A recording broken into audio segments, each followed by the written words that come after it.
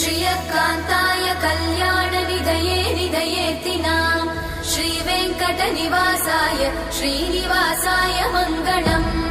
लक्ष्मी सविभ्रमालोकसुभ्रूविभ्रमचक्षुषे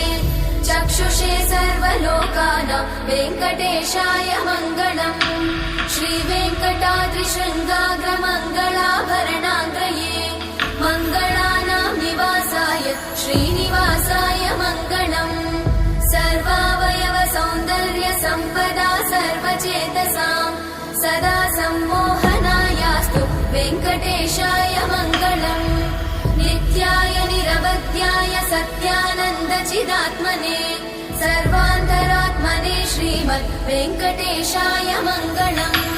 स्वतः सर्वविदे सर्वशक्तये सर्वशेषिने